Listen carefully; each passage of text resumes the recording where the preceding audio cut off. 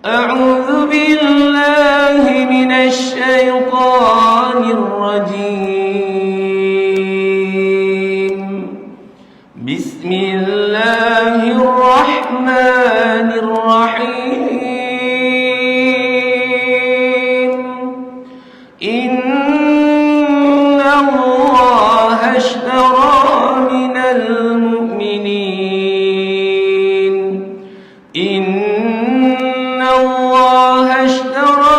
المؤمنين أنفسهم وأموالهم بأن لهم الجنة يقاتلون في سبيل الله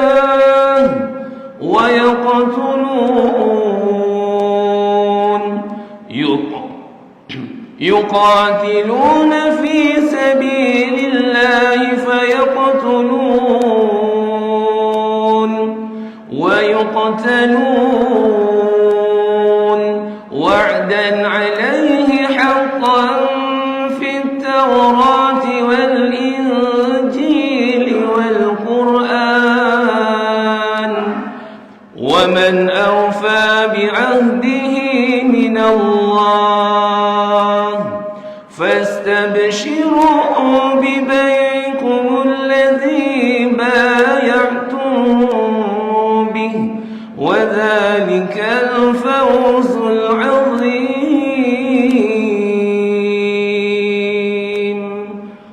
Surah At-Taubah ayat 111 membawa maksud Innallaha ashtara minal mu'minina anfusahum wa amwalahum bi anna lahumul jannah.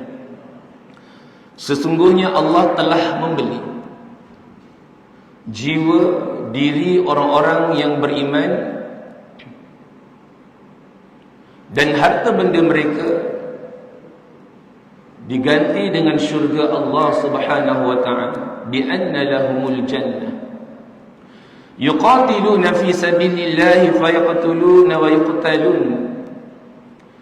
Mereka membunuh dan terbunuh di dalam jihad fi sabilillah. Wa'dan 'alaihi haqqan fi Taurat wal Injil wal Quran. Sebagai suatu janji pasti yang benar dari Allah Subhanahu wa ta'ala semenjak daripada zaman Nabi yang terdahulu termaktub di dalam kitab Taurat, kitab Injil dan kitab Al-Quran, yang kesemua kitab-kitab samawi ini turunnya dalam bulan Ramadan. Wa man awfa bi'ahdihi min Allah. Dan siapakah yang lebih menepati janjinya selain dari Allah Subhanahu wa ta'ala? Siapa yang lebih menepati janji? Fastabshiru bi bai'ikum alladhi bay'atum bih. Maka bergembiralah wahai orang-orang yang beriman bahawasanya sebarang perniagaan maka Allah akan tukarkan dengan syurga. Sebarang muamalat yang dilakukan di dalam dunia ini maka Allah bibai'ikumul ladzi bay'atum bih, bergembiralah dengan jual beli yang telah kamu lakukan. Jadi jual beli dengan Allah tidak akan pernah rugi selama-lamanya. Jadi itulah waza, tuan-tuan, sebagai waza lika fauzul azim, yaitu orang-orang yang mendapat kemenangan yang besar, kemenangan yang hebat. Wadzalika huwal fawzul azim. Ayat ini tuan-tuan dibaca oleh imam mazhab kita, Imam Asy-Syafi'i. Imam Syafi'i tuan-tuan, dia baca saat tangan dan kedua kakinya dibelenggu lantaran kerana fitnah As-Saud, pemerintah di kota Najran, memfitnah bahawasanya Imam Syafi'i bersekongkol dengan golongan Syiah yang saat itu memberontak untuk menggulingkan kerajaan Sultan Harun al-Rashid, Amirul Mukminin Harun al-Rashid. Maka fitnah berlaku pada waktu itu. Imam Syafi'i dua kakinya dibelenggu dalam bulan puasa, dalam terik panas mentarinya di padang pasir, tuan-tuan, bersama dengan 9 sahabat yang lainnya, dibawa ke istana pemerintah pada waktu itu sebabkan fitnah. Ayat ini Imam Syafi'i baca, innallaha ashtara minal mu'minina anfusahum wa amwalahum bi anna lahumul jannah. Tuan, dibaca, sentiasa dibaca ayat 111.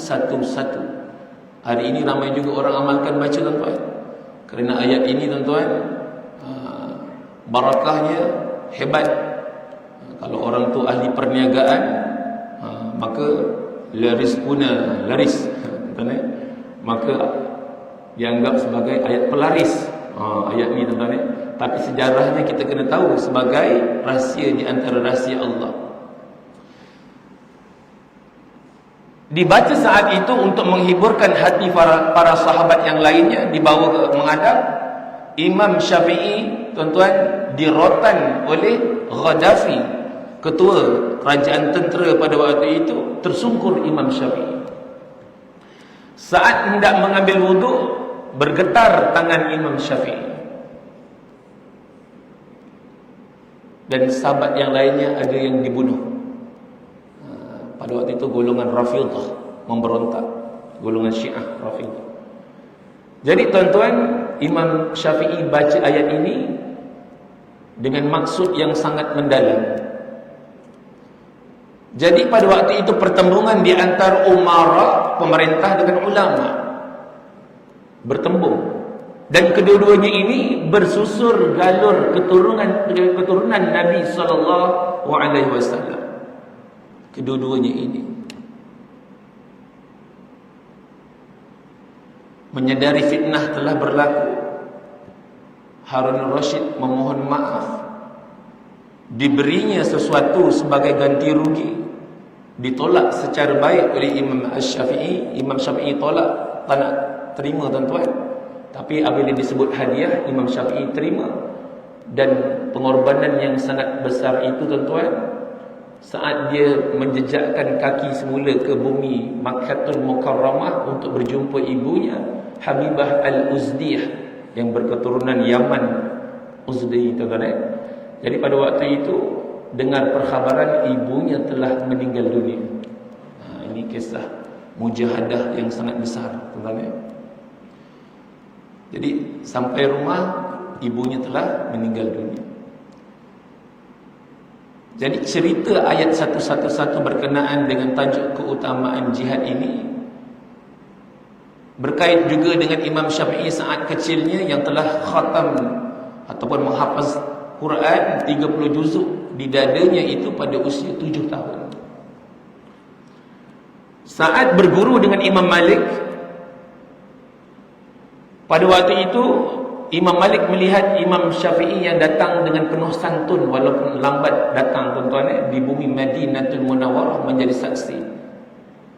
Pada waktu itu Imam Syafi'i hanya menulis nota-nota hadis yang disampaikan pada waktu itu, 20 buah hadis, hanya bertintakan air liur saja,